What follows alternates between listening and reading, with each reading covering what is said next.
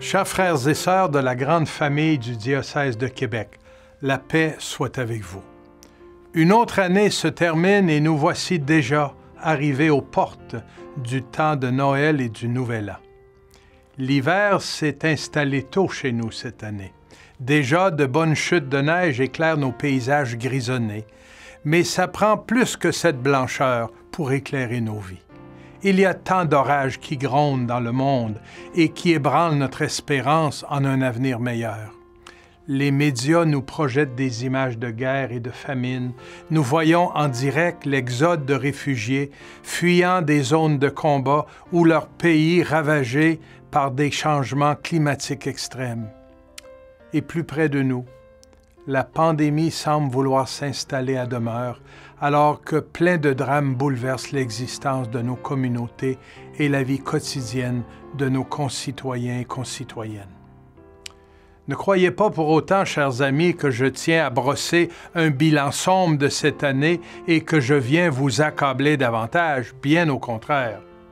Pour nourrir mon espérance et mon enthousiasme, je retiens un verset du livre du prophète Isaïe, au chapitre 9. Le peuple qui marchait dans les ténèbres a vu se lever une grande lumière. Et sur les habitants du pays de l'ombre, une lumière a resplendi. Cette lumière qu'évoque le prophète Isaïe, sans l'avoir vue en son temps, resplendit sur le nôtre, puisque le Seigneur Jésus élimine pour toujours les ombres qui empêchent son rayonnement. Avec lui et en lui, nous transformons nos visages ombrageux en regards souriants et joyeux. Nous dénonçons les injustices en travaillant à faire jaillir la lumière de la vérité. En effaçant de nos pensées et de nos paroles l'amertume du pessimisme, nous devenons des fils et des filles de lumière et nous diffusons dans le monde la joie de la résurrection du Christ Jésus.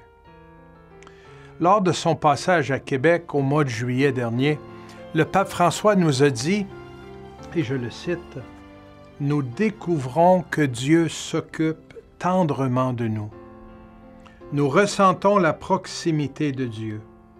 C'est de là que vient la joie de la foi, sachant que Dieu est proche, qu'il nous a aimés le premier et qu'il nous accompagne chaque jour. » Chers amis, que notre grand Dieu et Sauveur Jésus-Christ nous fasse naître ou renaître ensemble à la joie de Noël et qu'il la nourrisse en nous.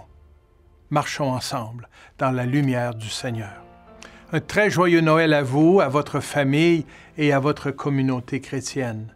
Qu'à chaque jour de la nouvelle année, nous soyons des diffuseurs de joie, répandant tout autour une apaisante lumière. Soyons aussi des témoins d'espérance pour illuminer le monde. Joyeux Noël et une heureuse et sainte année 2023.